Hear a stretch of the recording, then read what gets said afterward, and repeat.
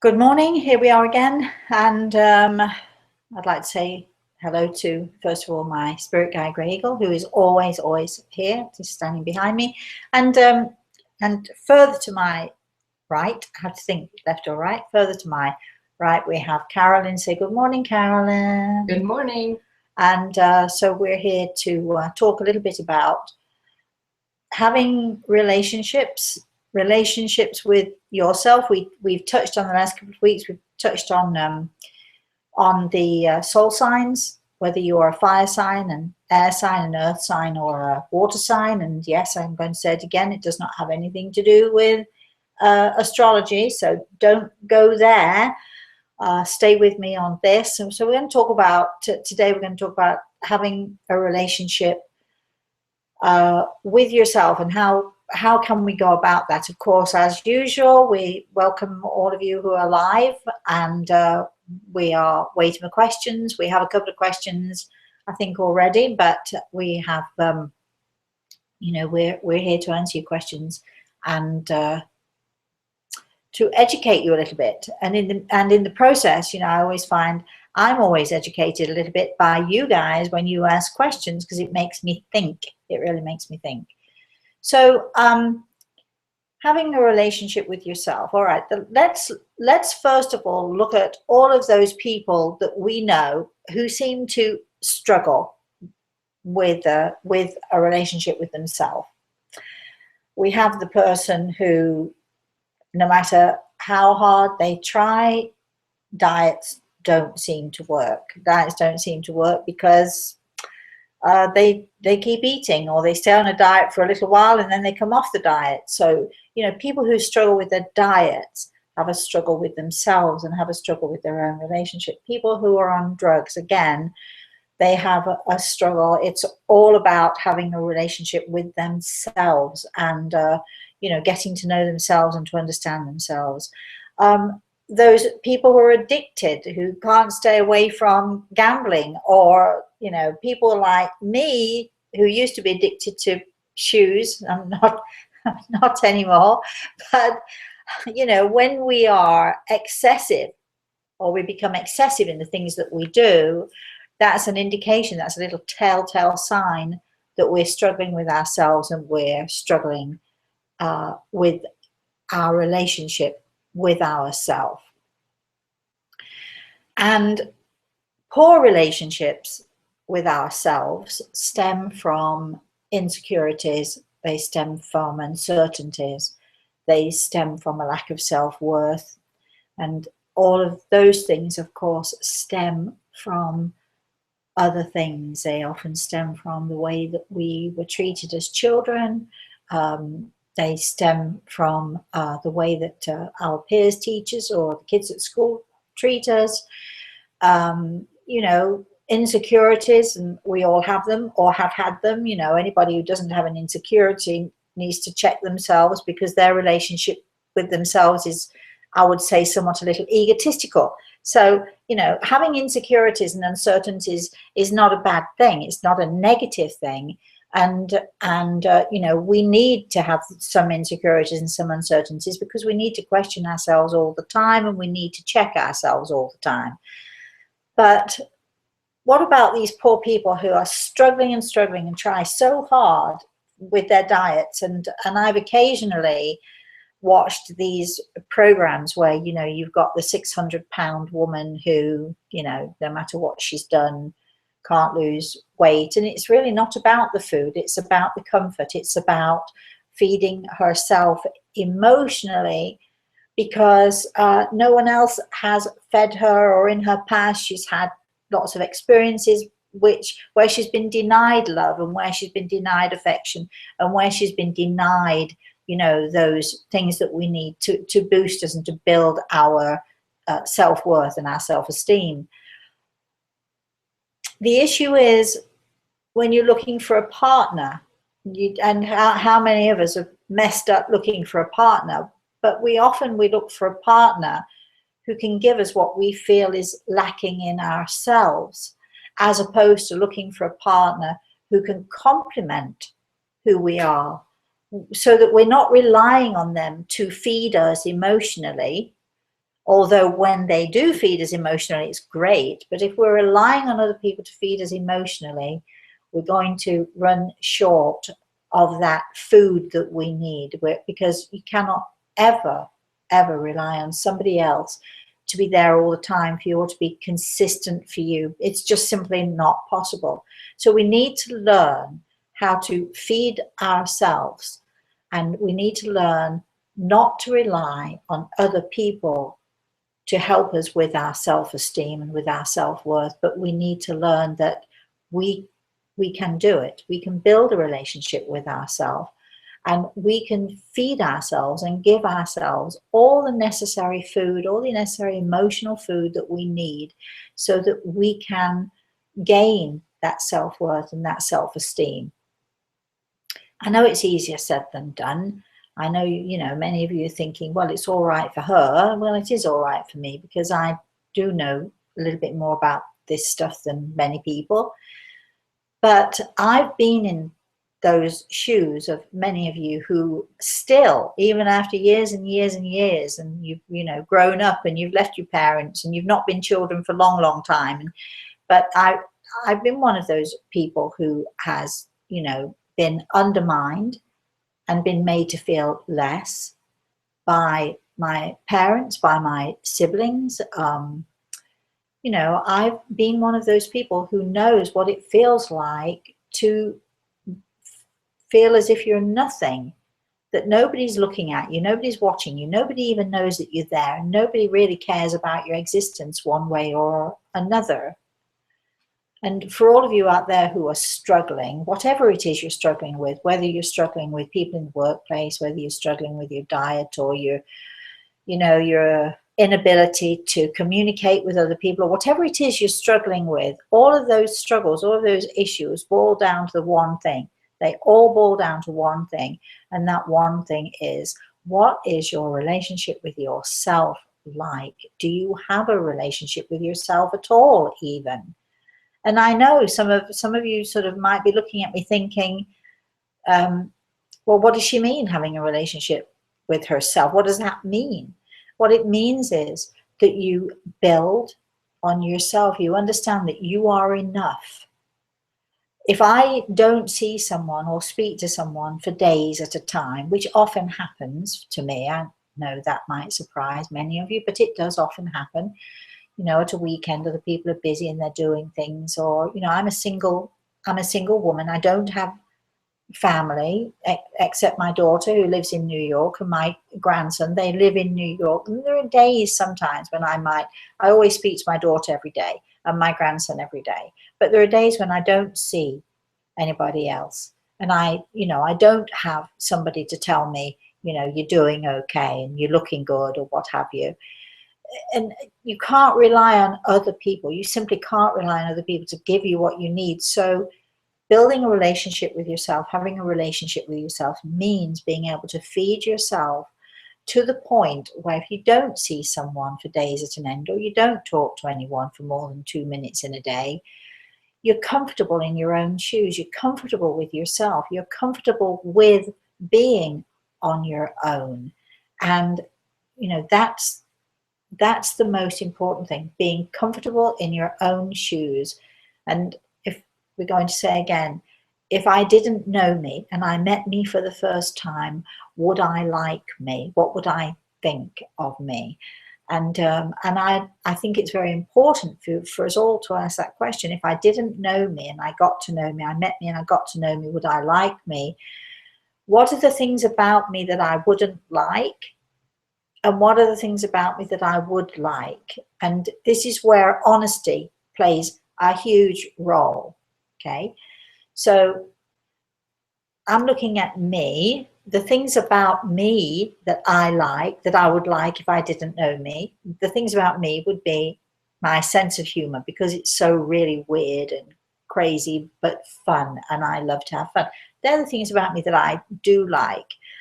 The things about me that I don't like, one of those things about me that I don't like is that I don't always reach out to people when I should. Thankfully, I have lots of friends who make excuses for me. They'll say, well, I know how busy you are, or I know how, thoughtless you are, because I'm often thoughtless and I don't necessarily get back to people when I should. But I have great friends who, they don't just email me to say, how are you doing? If they haven't heard from me, in 2 or 3 days, they pick up the damn phone and call me, because, emails get lost, emails get, into spam, or whatever it is happens to them. But being a good friend is one of those things that I like to consider that I am. I'm a very good friend as long as you call me and say I need help, and I'm there for you. But if you don't call me, I might forget about it, because I might get so involved in the knitting or the cooking or whatever it is that I might sort of forget all about you. You might slip my mind. So those are the things about me that I wouldn't like. So knowing the things about you that you do like, and knowing the things about you that you don't like, I'm going to suggest that you make a list. So you make a list of all of the negatives about yourself, and you make a list of all the positives about yourself. And then it's simply every day working on one of those things on the negative list to make it better, to enhance it, or looking at the things that are on the positive list and making more of that. For instance, one thing I like about me is that I like to cook, and I like to share the cooking. So I can do much more of that. That's easy for me to do. So the good things on your list are easy to do. Very often they're easy to do. But if you literally take 1 point on your list every day, 1 negative and 1 positive, and try to be more of who you can be from the good list, and try to see if you can rectify or be less of the negative stuff that's on your list. That's one way of building your own relationship and getting to know yourself, to the point where the list should be sort of fairly even with positives and negatives. And none of us is perfect, so you're never going to get rid of all of the negatives. But then you have to understand, well, I'm okay with that, because I'm not perfect. I'm never going to be perfect. So I'm going to stop trying to be perfect, and I'm just going to try to be me, trying to be me. When people have addictions, when people have struggles, there are people who get, their relationship with themselves becomes so not anything. They get so completely out of hand, and they become so, so engrossed in all of the negative that other people have placed on them, and they become so focused on what they are not. Then they become so focused on feeding themselves all of the wrong stuff. These are the people who, they might need a therapist or a psychiatrist or whatever it is. But at the end of the day, nobody else can do this for you. People can guide you, as I'm trying to guide you. People can guide you. People can steer you. People can make suggestions as to what you might or might not want to do to build your life and enhance your life. The bottom line is, you do it or you don't do it. You take that advice or you don't take that advice. The bottom line is, the choice is yours. So if you get help and advice for your, let's say, for your dietary addiction, for your food addiction, you get help and advice, you're the one who chooses to listen and pay attention and let someone help you. Or you're the one who chooses to just say, I'll have another slice of pizza because it's easier. So there comes a point in everybody's life where it's no good looking to blame your mother, your father, your brother, your sister, your aunt, your uncle, whoever it was, the teacher at school, whoever it was. There comes a point where there's no point blaming them, because at some point you should have made a choice, or right now in this moment you can make a choice. And the choice is, do I just steep myself in blaming everybody else? Or do I take responsibility for myself? Do I look at myself? Do I want to build a relationship with myself that is a good relationship, a great relationship even? And if so, I think it's time I started taking other people's advice, listening to other people's advice. I think it's time I started listening to my own heart instead of listening to all those negatives that other people told me. And why would you believe them anyway? So building relationships with yourself is sort of super, super important. Do we have any? We have Dean. Questions. Hello, Dean. Hi, sweetie. He wants everybody to know that my good relationship with myself started after his first consultation with you in 2006. With me? Yes. The biggest part of loving myself came from forgiving myself for my shortcomings. Then I was able to forgive others and go on with my life. Yeah, Dean, thank you for that. You make a great point, because, you know, a lot of issues are based in guilt. When I was growing up, certainly, I mean, I had all this guilt piled on me, and to this day I still don't know what that was all about. It was somebody else putting their emotions and their discontent onto me, you know, looking for somebody else to take it out on, looking for someone else to blame. The thing is that, you know, we all have shortcomings, we all make mistakes, every single one of us makes mistakes pretty much every day. We either don't do what we're supposed to do, or we do something but we do it in the wrong way, or whatever it is. None of us is perfect. And I think that, you know, this feeling of guilt that so many of us carry around is the destructive force that, you know, kills any self-worth or any self-esteem that we might otherwise be feeling. So it's very important, you know, where did the guilt come from? Take a look at that. My guilt came from my mother. Now, we've discussed my mother once or twice, and she's a fire sign and I'm an earth sign, and never the twain will really meet and do well together, you know. Not our soul signs anyway.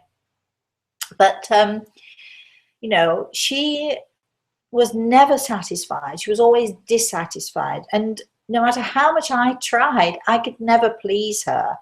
When I first started to earn a bit of money, I had a paper round, and I earned something like the equivalent of, I don't know, it would have probably be $2.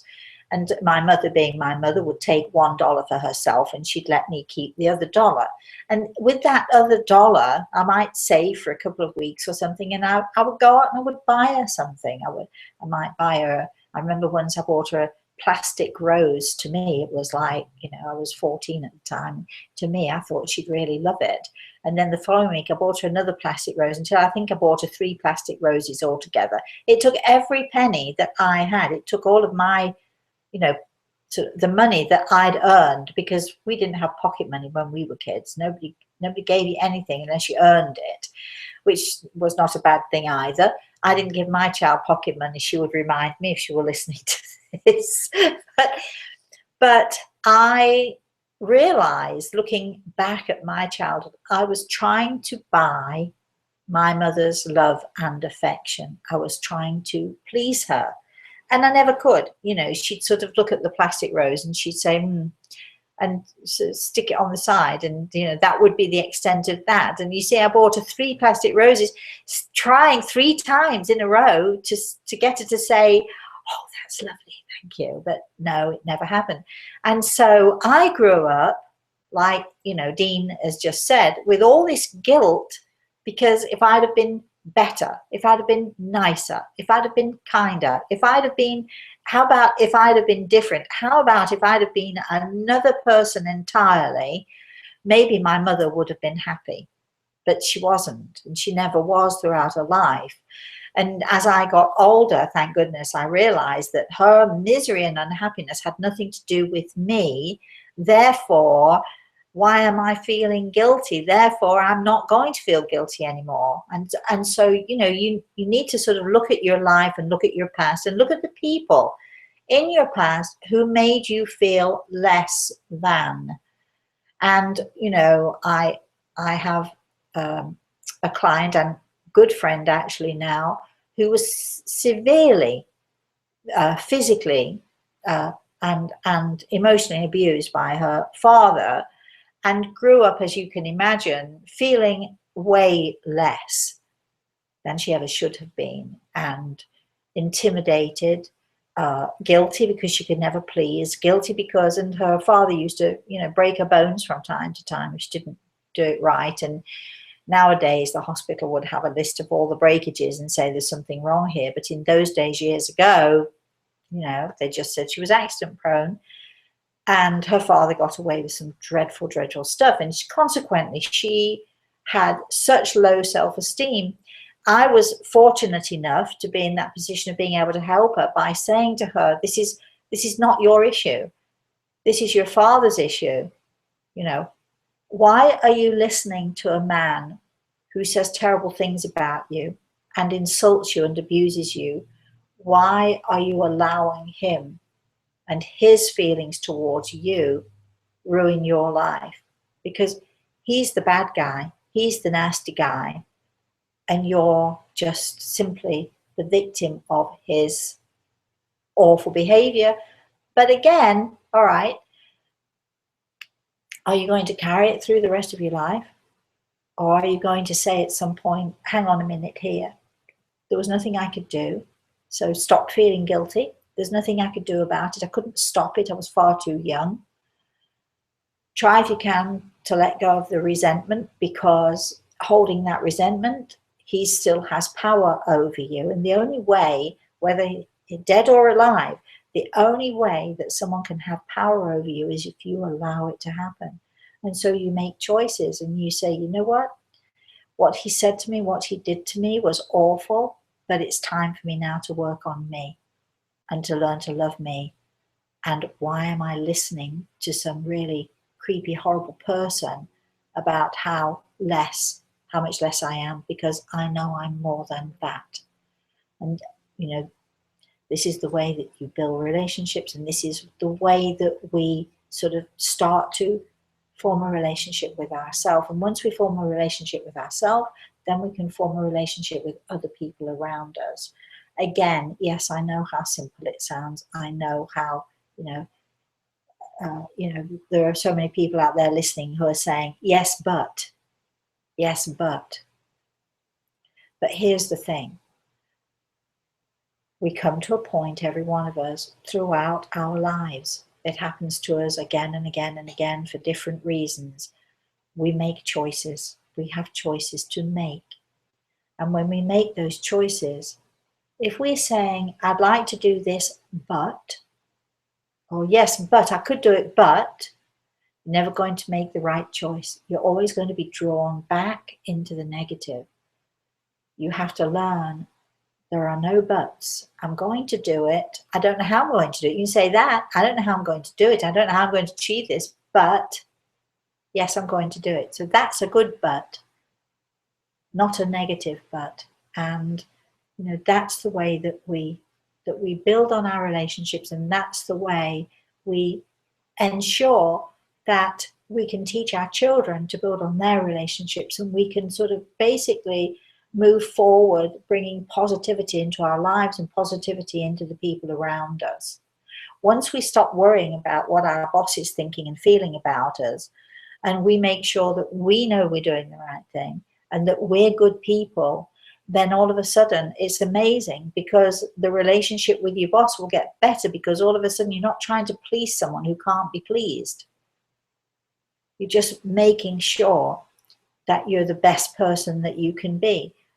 Not everybody's going to like you. Stop expecting them to. Not everybody's going to love you, and not everybody's going to see that you're making an effort.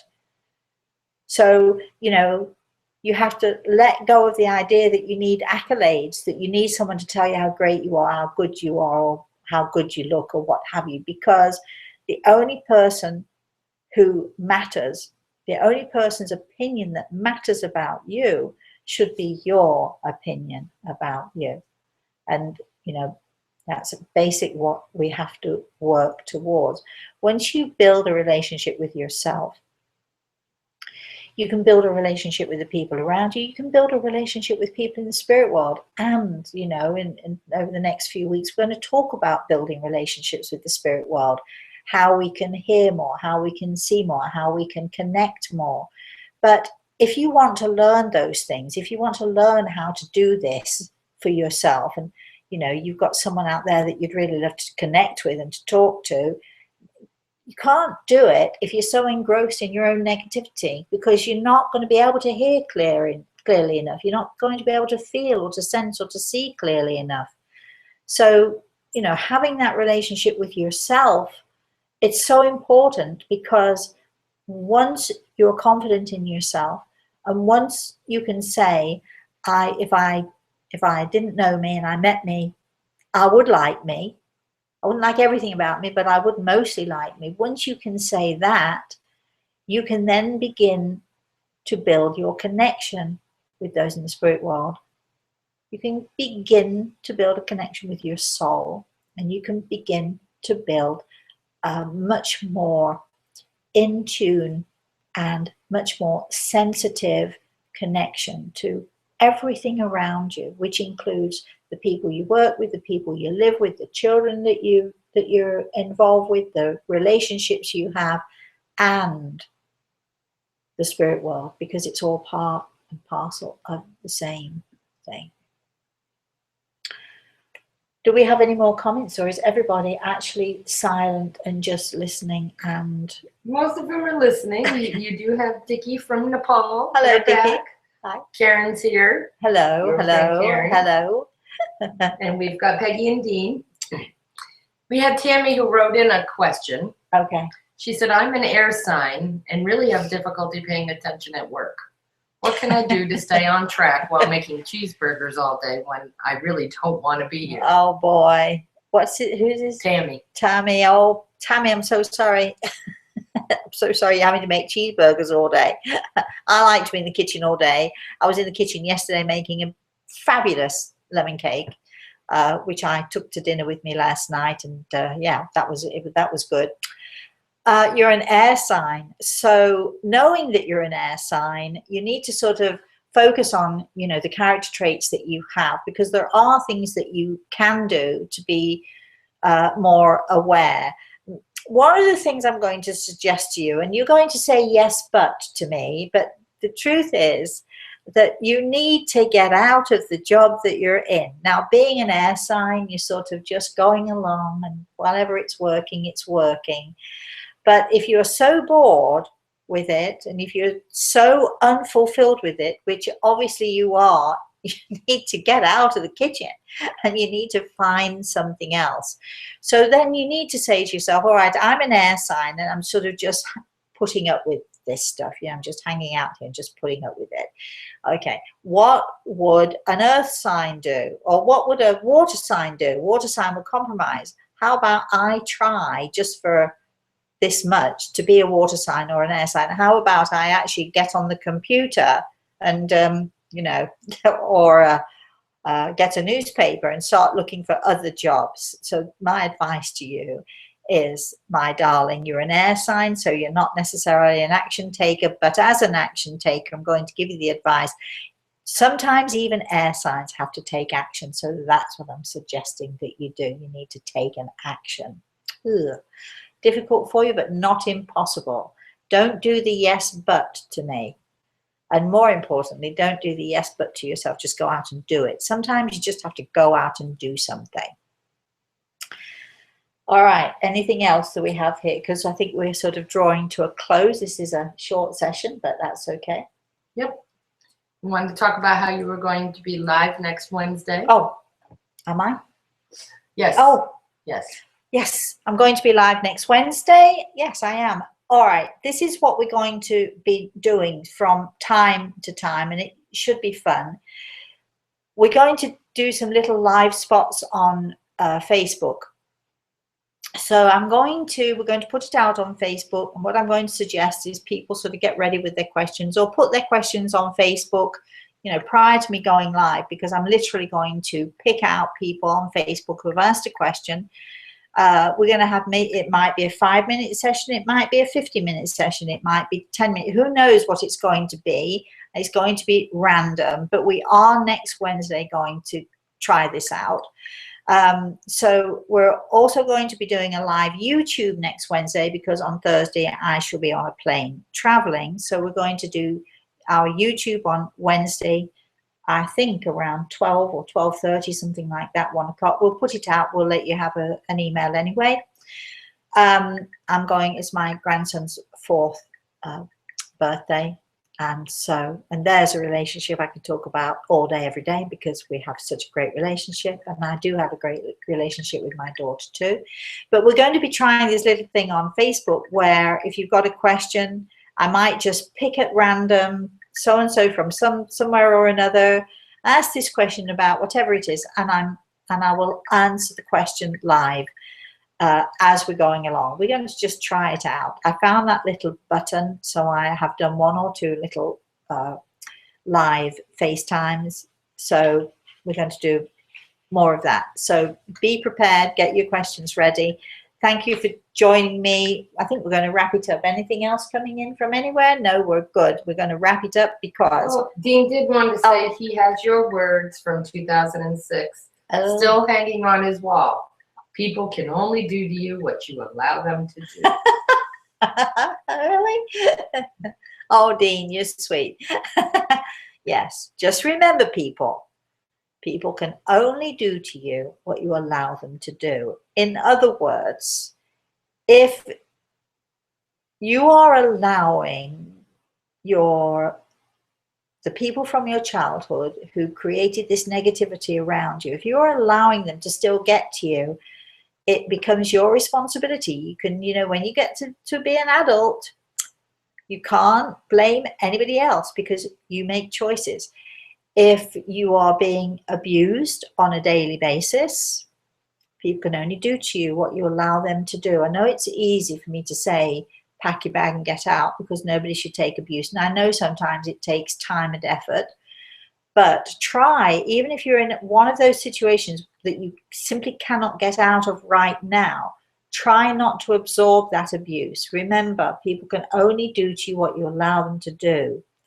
And, of course, there are some small exceptions, but mostly, as we're talking about relationships, as we're talking about people, as we're talking about attitude, this darling girl who's, making burgers all day, every day, well, you got the job, your boss is telling you to make burgers all the day, but if you're bored out of your mind, people can only do to you what you allow them to do. If you allow them to, force you to make burgers every day, think about that.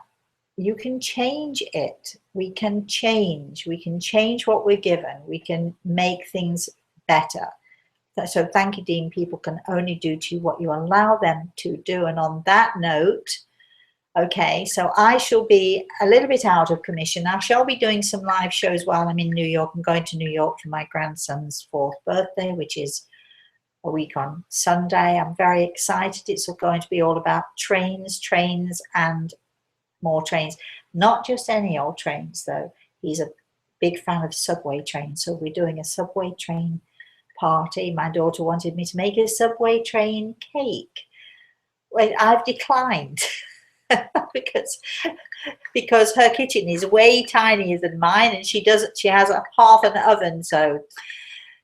But we're going to have fun, and we're going to build on relationships once more, because relationships take work every day, every single day. I'm sitting here with my glass with ice in it. So keep watching for me on Facebook. Keep watching for me. We are going to do a couple of these things, but we're going to record them, but we will be live on Facebook. And so until I see you live again, in the meantime, please, please, please have a blessed, blessed day.